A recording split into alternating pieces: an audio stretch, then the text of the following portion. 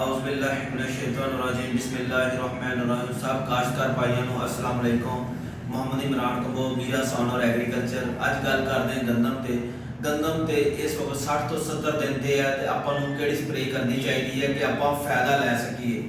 दोस्तों गंदम के खेतर के तकरीबन 8 तो लैके 12 लाख तक पौधा होंदा है, लिहाजा उन्होंने वास्ते पोटाश ते फास्फोरस दोनों ही जरूरी है उस मकदार के विच ही।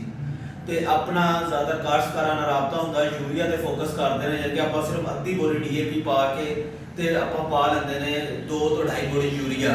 ना पोटाश वाल अपनी तवज्जो हुंदी है ते ना ही फास्फोरस वाल हुंदी है। दोस्तों जदों विच सिट्टा बन गया, हुण 70 दिन की फसल है, विच छोटा जिहा सिट्टा उंगली के पोटे जिहड़ा बनया होया, इस स्टेज ते उन्हें फैसला करना है कि मैं अगे पैदावार की देनी है। कुंडियां दे विच दाने तदाद ਜਿਹੜੀ ਕੁੰਡੀਆਂ ਦਾਣੇ ਤਦਾਦ ਆਪਾਂ ਵਧਾਣੀ ਹੈ, ਜਿਹੜਾ ਸਿੱਟਾ ਨਿਕਲਿਆ ਹੈ ਉਹਨੂੰ ਆਪਾਂ ਬਚਾਣਾ ਵਾ। ਆਰੇ ਵਾਸਤੇ ਅਲਟੀਗਾ ਐਗ ਸੋਲੂਸ਼ਨ ਆਪਣੇ ਕਾਸ਼ਤਕਾਰਾਂ ਵਾਸਤੇ ਦੋ ਅਹਿਮ ਪ੍ਰੋਡਕਟ ਲੈ ਕੇ ਆਈ ਹੈ। ਇੱਕ ਪ੍ਰੋਡਕਟ ਹੈ ਹਾਰਮੋਨਿਕਾ, ਜੋ ਕਿ ਸਪੇਨ ਤੋਂ ਦਰਾਮਦਸ਼ੁਦਾ ਹੈ, ਸਪੇਨ ਦਾ ਪ੍ਰੋਡਕਟ ਹੈ। ਇਹਦੇ ਵਿੱਚ ਹੈਗੀ ਹੈ 42% ਫਾਸਫੋਰਸ और 54% पोटाश, यानी कि जेडे दोस्तों ने फास्फोरस नीचे घट पाई है ऊपर स्प्रे करांगे तो अपन फास्फोरस की कमी को वक्ती तौर पर पूरी करेगी और सीटे के लंबाई तो दाने तदाद फर्क आएगा। नाल पोटाश भी है जिहड़ी खुराक को सर्कुलेशन करेगा, खुराक को ਵਧਾਏਗਾ। और खर्चा की है सिर्फ 1100 रुपये 1 एकड़ का खर्चा है।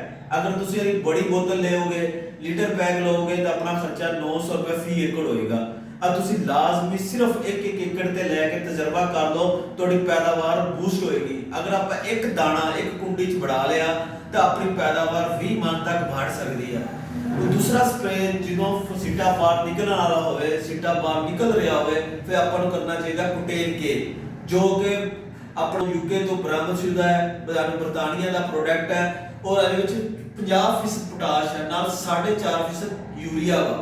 क्योंकि कली पोटाश पौधा नहीं लै सकता, ना नाइट्रोजन ऐड करनी पैंदी है। अमोनिकल नाइट्रोजन है तो इंपोर्टेड प्रोडक्ट है, तो आपां एक पैक 2 तो 3 एकड़ ते इस्तेमाल करना है जिन्नी अपनी गुंजाइश होवे।